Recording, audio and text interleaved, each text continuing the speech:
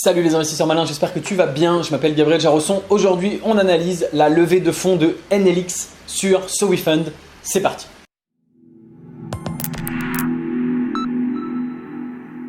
On commence tout de suite. Je suis sur le site de SoWeFund. Je suis armé de mes critères d'investissement gagnants.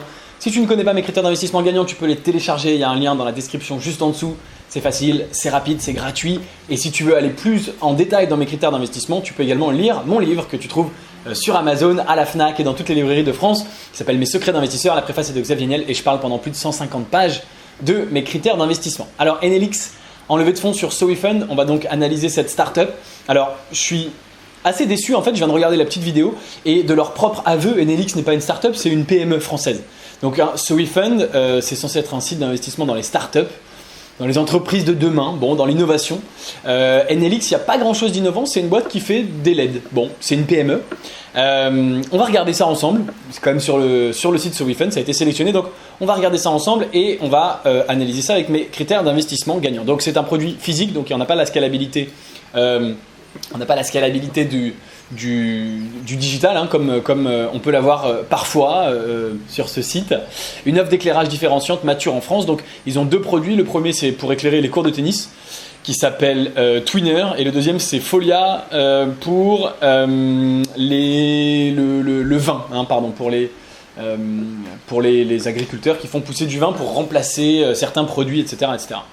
Donc ils bousculent les standards du marché, d'accord, ils installent Twinner, c'est breveté, donc très bien, ça leur permet d'avoir un unfair advantage, c'est-à-dire que les concurrents ne peuvent pas venir faire la même chose, parce qu'eux ils ont un brevet sur Twinner, ok, très bien. Voilà, ça permet d'avoir un cours de tennis éclairé, super, ça c'est les solutions standards, ça c'est les solutions Twinner, c'est mieux éclairé, d'accord. C'est made in France, très bien, donc c'est lancé.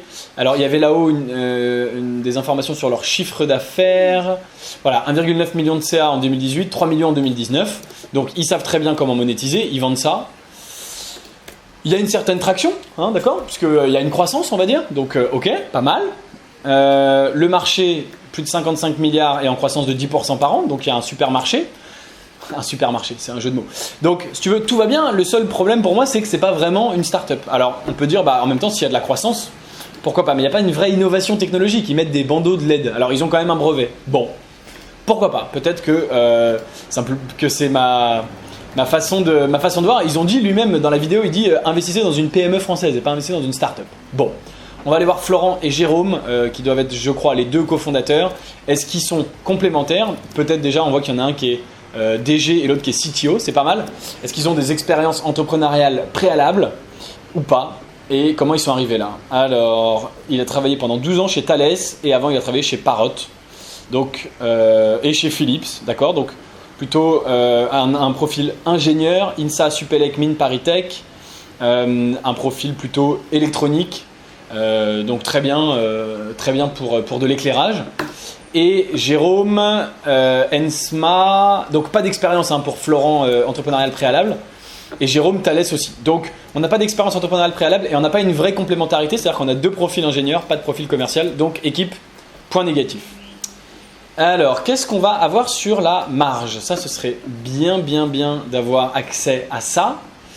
En 2020, ils perdent de l'argent, d'accord, c'est pas très grave, il faudrait voir un petit peu plus la question de la marge. On va chercher ça dans le BP financier et on va faire un petit CTRL F. Marge, ça existe, marge brute 54%, 45%, 49%. Donc ils ont une marge à 50%, marge brute, ce qui est à la limite pour avoir un point positif. Donc ok, pas mal.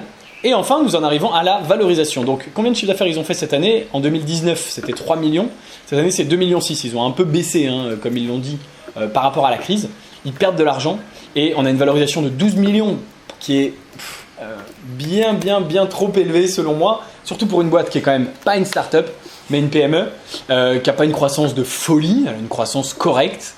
Comme d'habitude, dès qu'on va investir, la croissance, ça va exploser. Mais ça fait plusieurs années que c'est quand même très stable. Tu vois, cette courbe, elle n'est pas non plus incroyablement courbée vers le haut. Mais là, hop, bon.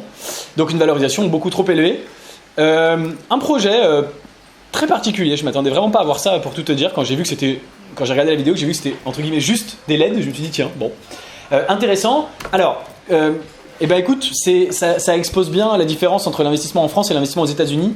Moi, mon métier, c'est d'investir dans les startups, les meilleures startups du monde. Je vais les chercher dans la Silicon Valley. C'est des boîtes du digital qui ont des croissances à 2 voire à 3 chiffres mensuels. Il n'y a rien de mal à ça, mais c'est pas pour moi une startup. Ils peuvent tout à fait gagner leur vie comme ça. Mais voilà, c'est pas du tout ce dans quoi moi j'ai envie d'investir. Donc si ça te fait rêver d'investir dans les startups de la Silicon Valley, tu peux le faire en rejoignant le club privé Léonis Investissement. Dans ce club, je te propose d'investir avec moi dans une dizaine, quinzaine de startups par an dans lesquelles j'investis moi-même mon propre argent et je te propose d'y investir à partir de seulement 2000 €. Si tu veux nous rejoindre, on est plus de 300 membres. Le lien est dans la description de la vidéo juste en dessous. Merci d'avoir regardé NLX cette vidéo jusqu'au bout. Dis-moi si tu vas investir ou pas et ce que tu penses de cette levée de fonds. Je lance le débat. Est-ce que pour toi c'est une startup ou pas? Pour moi la réponse est non, tu l'auras compris. Dis-moi en commentaire. Et puis, je te dis à très bientôt pour une prochaine vidéo. D'ici là, si la vidéo t'a plu, bien sûr, mets un petit like et n'oublie pas de t'abonner. Ciao, ciao.